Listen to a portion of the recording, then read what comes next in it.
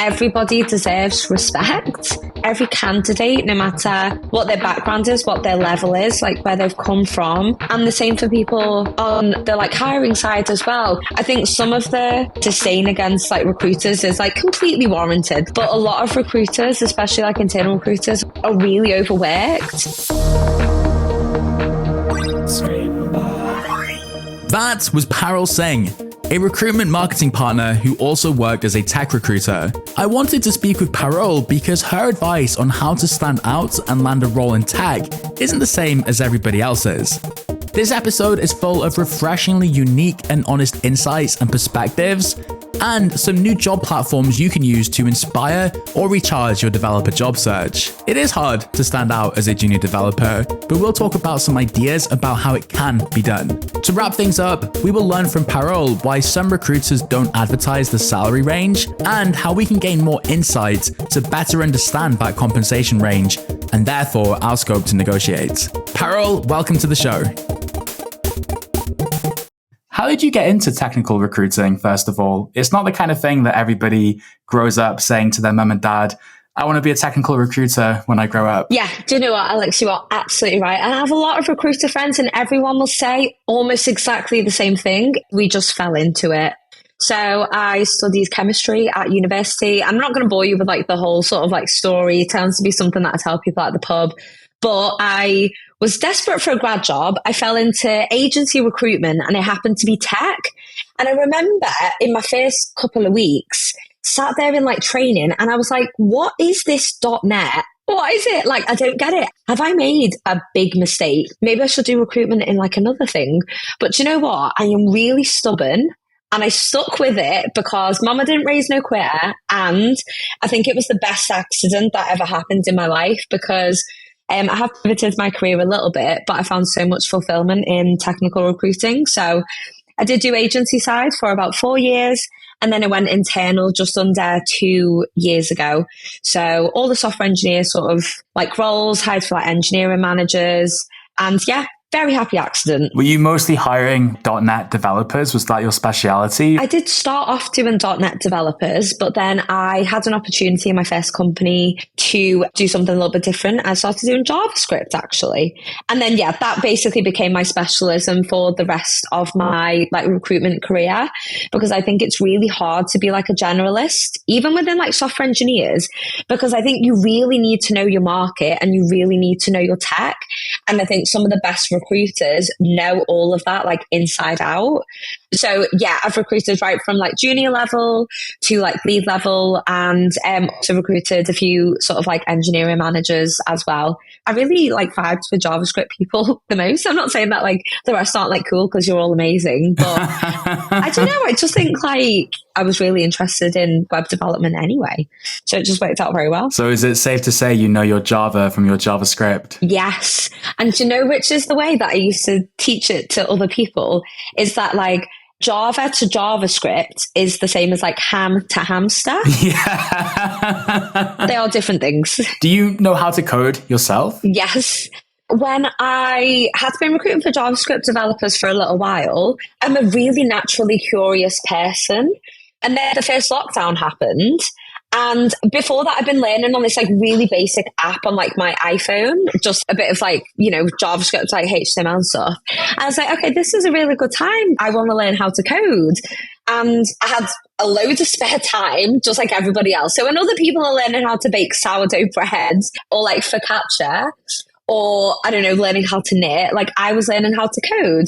So I hope this isn't like blasphemy to say this on the Scrimba podcast, but I did start off with a course on Udemy. Parul, it was so nice to have you on the podcast. Thank you for joining me. Well, no way. It's a compliment because, so I'm neurodivergent. Well, I actually didn't know it at that time. And I just didn't find the course itself was great. Like the quality of content was fantastic, but that format of like learning just didn't gel with me.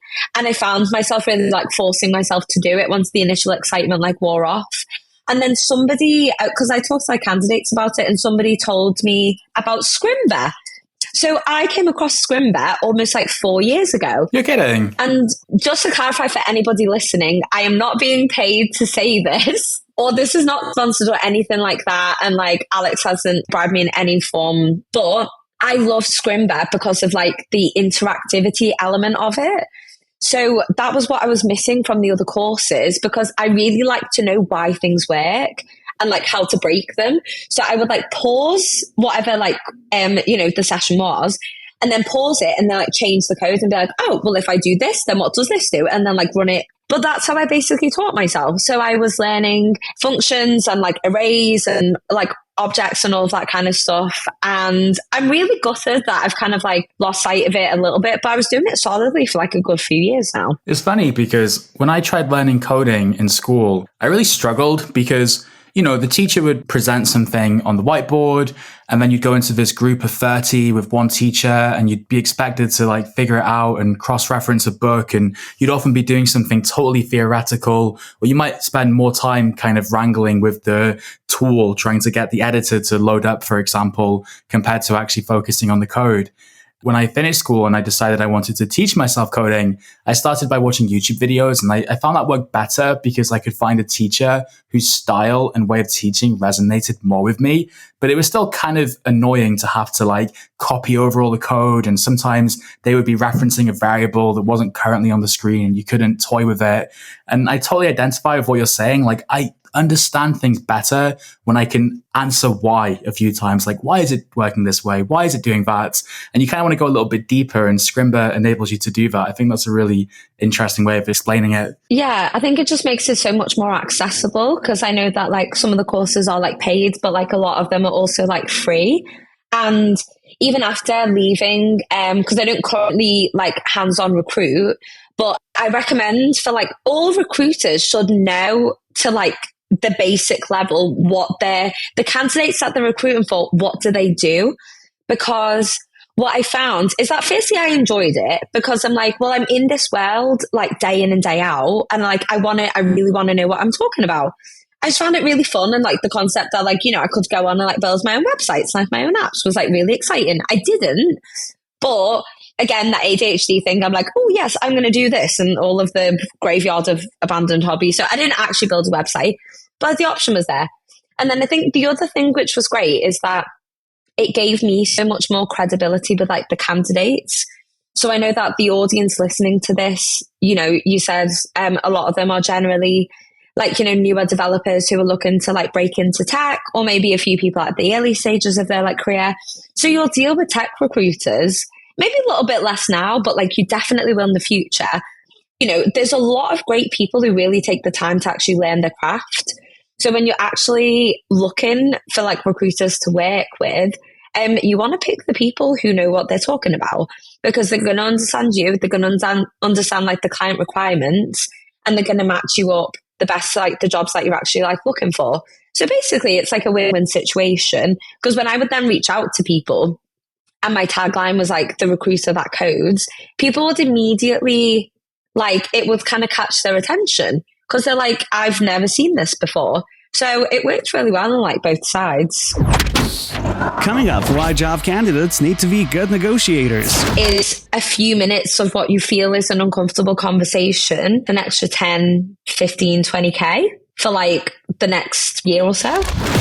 But before that, let's take a look at your social media posts about the podcast. Hi, I'm Jan, the producer, and in every episode, I go through your LinkedIn and Twitter posts, as well as your reviews from Apple Podcasts and other podcasting apps, and highlight the coolest ones.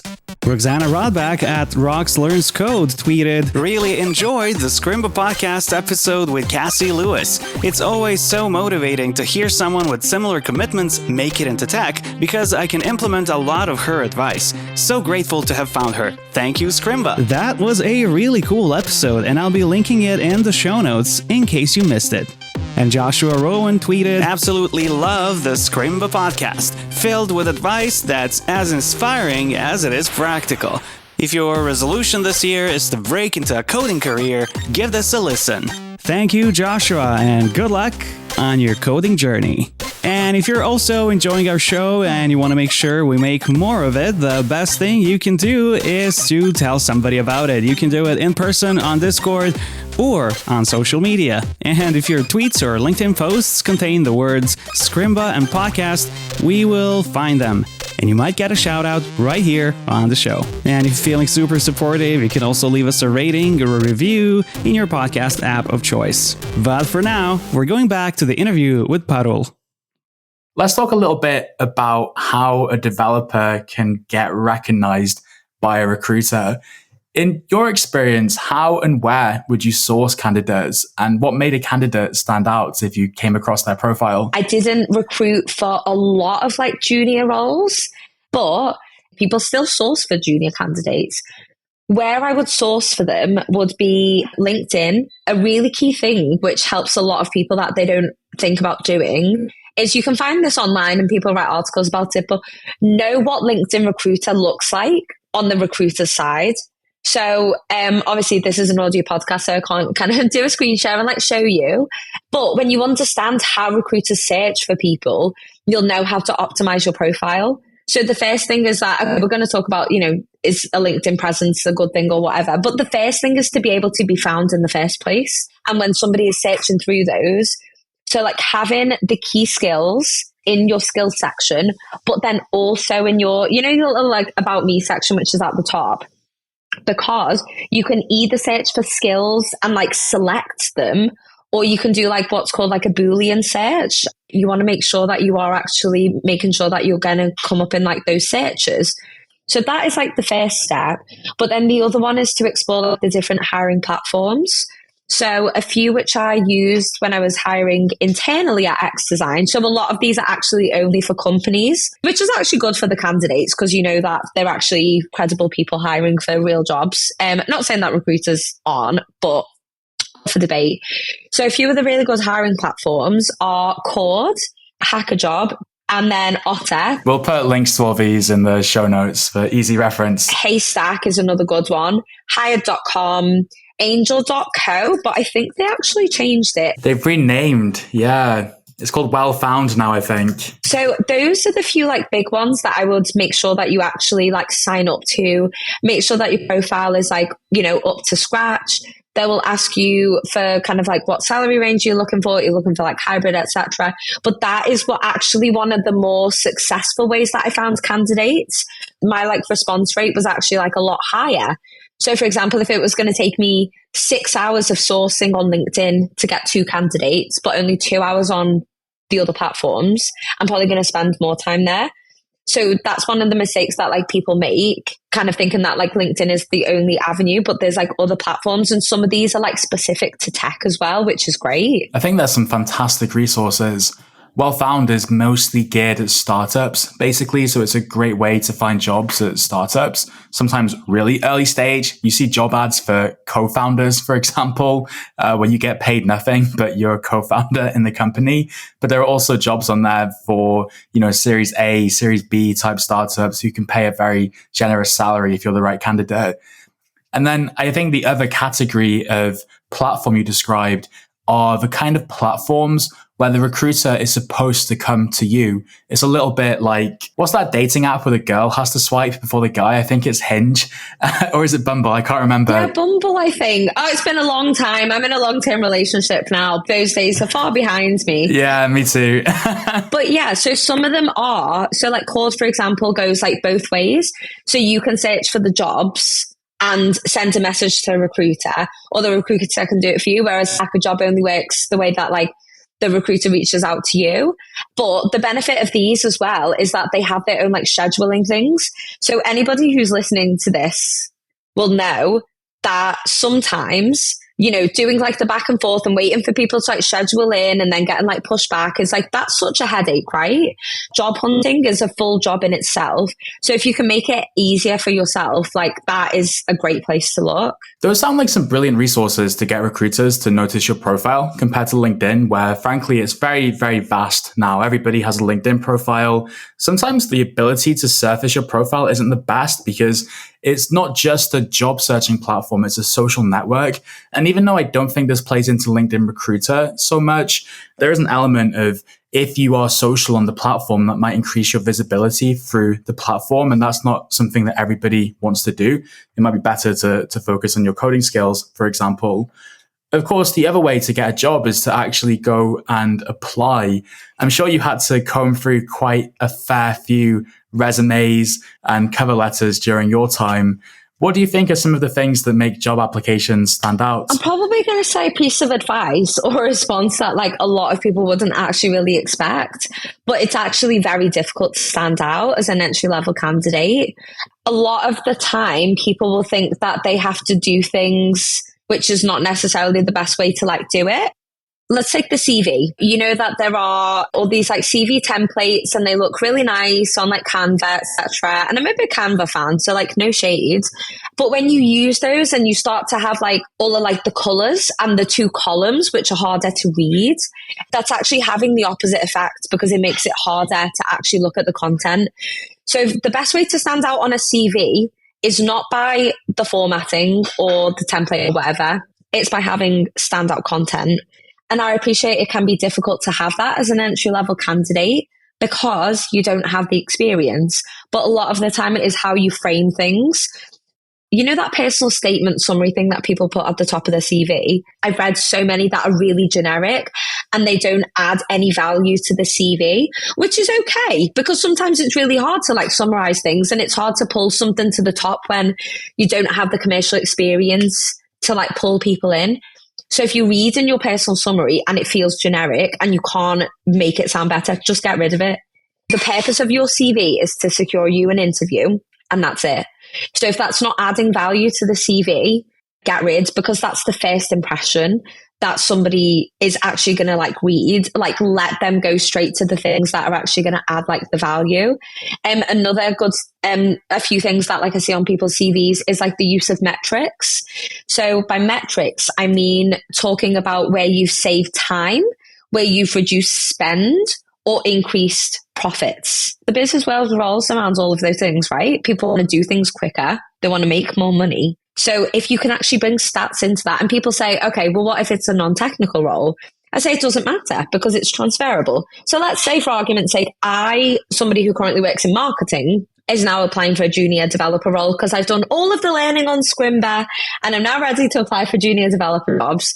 I'm going to talk about how I changed processes, improved job adverts so that I increased the job conversion rate by X percentage because as humans we're drawn to numbers. So that is a good, very subtle way to like stand out on your CV. And then the final tip, which I would give is you need to make sure that it's the right recruiter because recruitment teams can be huge, but don't send them a LinkedIn message like chasing it up, especially like after like a day, but send your application through the normal methods like apply online, but like send the right recruiter if you know that it's them recruiting for the role, send them a message afterwards or like a day or two after and say that like, hey, I've applied for this role. I totally appreciate, you'll be working for the applicants, but I just wanted to connect with you because I saw this that you posted recently or this that the company did recently and I saw it on their LinkedIn and I thought it was really great and it really resonated with me because of X, Y, Z. Look forward to connecting and hearing back from you. Like that kind of follow-up is really impactful. And honestly, 95% of candidates never did that with me. So the 5% that did, I was like, oh, this is great. Like it's not pushy, but it's kind of like it's a little bit forward thinking. So that's my final tip on how to like stand out above all of the noise. I heard, and is it true, that recruiters only spend a few seconds on each resume because they have so many and therefore you really need to stand out quickly? Oh, I love this question because it's such a nuanced topic, so I'm going to try and give the short answer. Yes, there may be some recruiters that only spend like a few seconds, but if they do, they're not doing their job properly. Well, yeah, because you can't really effectively make like a decision. And I know some hiring managers who will categorically not be happy with that. Because as humans, you cannot consume and process and make a decision in such a short period of time. Unless you're applying a huge amount of bias, probably. Yeah, if you're fixating on like bias. And also we do have to remember that like internal recruitment teams were some of the hardest hit with the layoffs. But what I would say is that we maybe spend 10 to 15 seconds scanning the CV, looking for key information to make sure that it's worth our time to read further. So by that I mean basic requirements, scanning what roles, where, when, So like, for a senior level role, I don't like to put a number on it, but let's say X years of experience, roughly. We're looking for the basic requirements of, let's say, JavaScript and TypeScript. And I'm looking for somebody located in the UK because we're remote first, but they need to be UK based. So once I've deduced that information, it goes in either the kind of like the no pile, okay, doesn't meet basic requirements, or like the maybe pile. And then I go through each of those in like more detail. So that highlights the importance of having an easily scannable CV, clear headers, dividers, and do not use 2 columns. Okay. So this actually reinforces your point about the Canva templates, because even though they're pretty to look at potentially, they will have a custom format compared to a standard format that makes things easier to digest for a recruiter. That's very interesting. Another kind of standard thing we see sometimes that I want to get your perspective on is a cover letter. Do you think a cover letter is necessary? Again, I try not to talk in like definitives. I mean, for some of them, yes. Job seeking is like, it's like almost like a full-time job. So it's where you're going to spend your time effectively. Also, let's take it into like the kind of recent context with the popularity and accessibility of a generative AI. It is so easy for somebody to copy and paste a blurb on a company, copy and paste a blurb on a job, and tell ChatGPT, write me a cover letter. And like we know when it's ChatGPT'd. I would say the cases where a cover letter is beneficial is to explain circumstances. So let's say I need to hire people in the UK, but somebody applied for a role who's based in Germany, but they were relocating back to the UK where they're originally from and their family is here. So it's like, set in stone. So they were explaining that on the cover letter. Perfect. Not really something you'd put on the CV. Somebody else, I don't like that they felt obligated to do it, but that's the world that they live in. But it was a lady who was applying for a role who had an extended period of like time off of work to look after her children. And she felt that she just wanted to explain that on their cover letter. Again, I hate that that's actually needed, but that's where she used the opportunity. So a cover letter to explain circumstances, yes. A cover letter to explain why you think you're a good fit for the role and that you've done your research on the company, no. What about applying on the weekends? If you apply to a job on a Friday or a weekend, say, do you think you're less likely to get noticed because you fall to the bottom of the pile or something like that? Maybe you'd be at the top of the pile because nobody else was applying over the weekend. It honestly depends. What I tended to do, I reviewed applicants every single day. I think personally it wouldn't make a difference to me, but I can imagine for people who are getting like hundreds of applicants like every single day for like high volume roles, like maybe. But taking it back to like the individuals is that like your circumstances may mean that you can only apply on the weekend. So like don't break yourself and like your mental health trying to do your applications on a weekday just because you think that you're less likely to actually like get a role. And you have to like do what is best for you. And I think it's unlikely that like people are just going to work through the top of the pile, i.e. people who came in on Monday, and ignore the rest of the candidates. Something else I wanted to get your perspective on, even though it might be a bit more nuanced than the previous questions, is this idea about jobs not necessarily listing the salary. That can make it kind of tough for a candidate to sort of filter out opportunities based on what they either need to earn to live or want to earn to feel valued. What advice would you share with someone who's applying for a job that doesn't list the salary? I approach this conversation very, very much of the thinking that like money is such a taboo topic. And I am a first generation immigrant. In Indian culture, like we just don't talk about it. You just don't talk about like how much you make or how much like you want to make. So some people do actually come from those kind of like cultures, like environments. But that also means that people end up getting underpaid. I understand why companies don't have the salaries on the job adverts. They might not want their competitors to know how much they're like paying people because people headhunt from like each other's like companies. And, you know, there's that whole kind of like thing. And I understand that is frustrating to like job seekers. It's actually almost never the recruiter's decision. A lot of us are trying to advocate for it. But the way that I would say to approach it is actually going back to what I said earlier. You know, those job platforms like HackerJob and Otter, etc. A lot of them actually do show the salaries because they match up the candidates based on like what they're looking for. So sometimes you'll find the same role on LinkedIn without a salary is on Otter with a salary. Like, it's wild. So if you see a role and you really like it, try and find it on another platform and you might find out. And another thing is there's a small chance this might work against you. But if getting that salary is really important for you, like, just email the recruiter and ask them. So like, I've had people reach out to me and say that before I book in for the first stage interview with you, can you just tell me what the salary band is? And I'm like, yeah, sure. Like, I can share that with you on an email. And they're like, okay, perfect. That fits within my expectations. Let's talk. So like, you can definitely ask for it. But one piece of advice I would share for anybody, no matter whether you're junior or like senior, whatever, make sure that you ask in the first call. Nobody is entitled to hours and hours of your time, multiple stages of interviews, take-home tests when you don't know what they're going to pay you. I think that is absolutely wild, but I know like it happens. It is completely valid. If you get into the first stage interview and they still haven't covered it off by like the end and they say, hi, great, yeah, happy to proceed. Have you got any questions?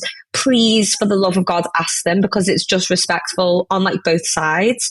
Because if what they're offering does not meet your expectations, it's not going to be able to justify the cost of living and your bills and everything. That's like a great time and a good opportunity to just part ways.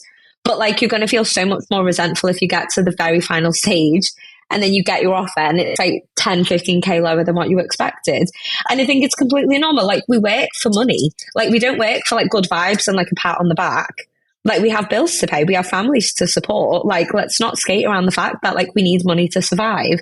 So I really just want to like try to like remove some of the taboo around that conversation. I really appreciate that. And I've been trying to do something similar. Something that helps me is to think about it in pure economic terms. Like, you are exchanging your labor for a salary. Like, that's the transaction. And you are being paid not based on a worth that the employer gets to make up and pull out of thin air. In an established industry, you're being paid according to a market rate, which will vary. Like, it's a fairly broad range a lot of the time, but then that's up to you and what you value, right? Maybe you get certain benefits or certain flexibility that means you'll take less, or maybe it's to do with your geographic area, for example. So I do think thinking about it in economic terms like that does remove a little bit of the shyness from it, maybe, because it can, you're right, feel like a slightly taboo topic to talk about money and salary, and you can feel greedy and all these things, but it needn't be that way at all. Yeah, and is a few minutes of what you feel is an uncomfortable conversation worth an extra 10, 15, 20K for like the next sort of year or so? Yes, please. People should be paid based on how good they are at their job, not how good they are at negotiating. I would consider myself to be a fairly expert negotiator. I do it for other people, actually. A couple of weeks ago, my friend called me and she needed some advice on negotiating her salary. But she was on the back foot already because she didn't have the company's salary banding. So she didn't know the top and the bottom end was. And she also didn't have any other offers to basically like negotiate with. But like, I just kind of do this for fun. So I was like, told her exactly how to approach her, what to say. And she got a, plus like 10% increase. But she had me to ask for that and me to like bat in her corner. Like, a lot of people don't have that, and I think that's really wrong. Like, they had the extra budget to pay it, and you paid her based on how well she negotiated, and you were more than happy to actually underpay her in the first place. So I really wish companies would stop doing that, because in my entire internal recruitment career, I only had one person negotiate, because I made it crystal clear and transparent right in the beginning what the salary band was, the top and the bottom, how we determine where people fit within the band. I don't ask them their current salary. I actively tell them not to tell me that, because I say it's actually really not relevant in this conversation. And then when I present them with the offer, I tell them why we've banded them where they are. So within like a senior band, there's like 1, 2, 3, and I give them the justification. And I say which are the areas that, we'll work with them on, when they join and when we do the salary reviews. So because of that like level of transparency, and this is how it should be, like this is where the benchmark should be. So because of that, like people didn't feel like I was, taking them around the houses and just kind of lowballing them and see how low that they get. They know that like I've given them like the best offer and like why we've given it. There's a rationale there. Yeah, there's a rationale behind it. And they're like, okay, like this person genuinely has my best interests in heart. I don't have any like, financial like incentive for like lowballing people or anything like that. Recruiters don't, by the way, just to like clarify, like they don't get bonuses based on these sorts of things. Like it's just not right. And the one person who did negotiate, it's because he had to compete in offer. And, what he was looking for was sort of like beyond sort of like the salary like bands as well. But like he really likes the role. So it wasn't because he felt like we had like lowballed him. And it was a market rate salary, by the way. But he was just like, look, this company's come back with like this like offer. Can we like talk about this? And we were like, okay, we're pushing the sort of like band there. We want to be equitable. But that was like the only person. And I think that's the way that it should be. You got to be careful there, I think, as a recruiter or a company, because if you lowball and then the candidate negotiates and gets a significant increase, then you're kind of revealing to that candidate just how you're willing to treat them behind closed doors, which is to offer them the minimum unless they very strongly advocate for themselves. I am glad to say, and I hope that I'm not just wielding rose-tinted glasses when I say this, but I do think the industry is shifting in a sense because obviously candidates are becoming more aware of these practices and they severely resent them. That's one thing. So being aware means they might avoid them in the first place. Then from the recruiter's perspective, I think a lot of recruiters are realizing that their success in their role is dependent on building long-term reputation and maybe relationships with candidates. And if they are to operate in a manner that is, dishonest or under the table, that's not going to help them succeed in achieving their hiring targets in the long run, because they will either get a reputation or they'll lack a sufficient network to connect great candidates with great roles. Yeah, I think sometimes, especially in like the corporate like business world as well, I think what this really boils down to is that like everybody deserves respect. Every candidate, no matter what their background is, what their level is, like where they've come from, like deserves to be treated with like dignity and deserves to be treated equitably. And the same for people on the like hiring side as well. I think some of the disdain against like recruiters is like completely warranted. Like there's some absolutely wild practices out there and it's, a very unregulated like industry. But a lot of recruiters, especially like internal recruiters, are really overworked. As I was saying, with companies making like the layoffs and like they're having to like hire the same number of roles with like less people in like the team. So I think when we look at like job hunting in like tech and try and approach it with, I think there's actually like a phrase for this. Have you heard of like the prime directive or something in retrospectives? It says, regardless of what we discover, we understand and truly believe that everyone did the best job they could, given what they knew at the time, their skills and abilities, the resources available, and the situation at hand. So what that basically translates to is that like a lot of people are just trying to do the best that they can, given the situation. And the more that we understand that on like both sides in like the workplace and when like recruiting, I think we stop seeing people as like kind of like commodities and seeing them as like actual like human beings. And I think that does sometimes get lost in tech recruitment. Yeah, I think it gets lost in business in general some of the time. Definitely. You sound very empathetic towards candidates and the people with which you work. And I've noticed you use language throughout the interview, like equitable instead of equal, for example. And in general, it sounds like you're giving someone listening a bit of confidence, like you're saying, hey, do that thing. It's okay. It'd be nice if there was someone to advocate for, you, just like I did my friend. I'm going to try and be that person to you in this interview. Why is it important to you to bring that positive message? Probably just from my own personal background and experiences that like I've had. So I mentioned earlier that I am a first generation immigrant. I mean, people can't see me right now, but I'm an Indian woman. I'm neurodivergent. So I was diagnosed with ADHD just over like 2.5 years ago. I had a lot of struggles in sort of like earlier life. And as of probably a few weeks before recording this like podcast, I had finally come to terms with the fact that I am also autistic. So I am self-diagnosed currently. There is no shadow of a doubt, but I had a referral for a medical diagnosis. So because of all of those things and never feeling like I belonged, and I spent a lot of time not really feeling like I had anybody like fighting my corner, I think I really brought that passion into like what I do in like the workplace. And I think it's taught me a lot of like sympathy, but a lot of like empathy as well. It's made me incredibly hyper aware of a lot of the barriers that people actually face in the workplace because of being like women or neurodivergent or of ethnic minority or of a different socioeconomic like background, being a bit older. Like, you know, there's so many different types of like discrimination and a lot of the marginalized groups which actually like impacted in like the workplace. And I think as anybody with a position of power, so whether that's a recruiter, a hiring manager, an interviewer, a line manager, a HR person, even if you don't have manager in title, like everybody is in a position to actually make a change. But if you're only doing that change for the people that maybe look like you or like sound like you, I don't think we're doing our, you know, actually meeting our like duty of care to like everybody.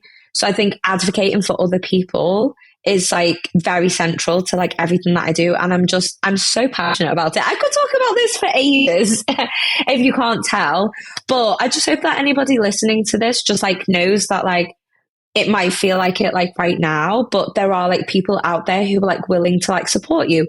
A lot of my like mentor-mentee relationships just started from somebody reaching out to me and asking a question, which then turned into jumping on a call, which then turned into like a call every like 2 weeks, which turned into them, you know, helping them sort of like break into like the market. So there are people out there who understand you and who have your back. Like people are really nice, actually. People are willing to help. You just have to know where to find them and you just have to ask the first question. Parul, I think you sound so courageous and eloquent while you talk about these things. It's really impressive. I think that so many people have their own, it's interesting because the more I get to know people on a personal level, or the more I learn speaking to people like yourself, you kind of realize that so many people have challenges, but they like internalize them, almost convincing themselves that like they're the exception. When actually, I think if everybody spoke their truth at the same time, you'd realize that they are the rule. Like everybody is a little bit different in some way. And yet we all sometimes act like we have to be the same and conform. And that's a problem. But it's only when people speak up that this changes, and you do it in such a public way. You do it so freely on the podcast. I just wanted to give you props for that. And, you know, I realized in talking to you about this subject and segueing the conversation a little bit, we need to do a whole episode about this. We need to learn your story. We need to learn a bit more about neurodiversity in tech. I'm sure you know this, but for the benefit of people listening, it turns out a remarkable number of developers have ADHD. There's a whole subreddit dedicated to ADHD, for example. And so there's something about this craft that attracts that type of person. I think we could talk a little bit about why that might be. So what do you say? Instead of cramming too much into one episode, how about you join me again in a week or two to talk all about this? Yeah, that would be absolutely fantastic. I think neurodiversity in tech is still quite an unexplored topic. But as we know, and anybody who works in tech will just know, and like there's a lot of neurodivergent people in here. Neurodiversity and neurodivergence is actually absolutely crucial to innovation, which is how we build tech products, which I think is why people are like attracted to it. But like you said, it is a whole topic in itself. And I think I have a lot of like my own lived experience as like an ADHD. I'm still getting used to that word actually, because it used to be ADHD. I also like started and run our internal neurodiversity community at X Design. So I would be absolutely delighted to join you back in like a future episode to talk a little bit about neurodiversity in the workplace, but then going like specific into tech. Of course. Parul, thank you so much for your time today. Thank you so much, Alex. I really, really enjoyed this. And you are a fantastic podcast host. And I look forward to joining you again in a few weeks. That was the Scrimba podcast. Check out the show notes for all the resources mentioned in this episode. If you made it this far, please subscribe. You can find the show wherever you listen to podcasts. The show is hosted by Alex Booker and produced by me. I'm Jan Arsenovic. You can find both of our Twitter handles in the show notes. Next week, we're talking about the current state of React. Keep coding and see you next time.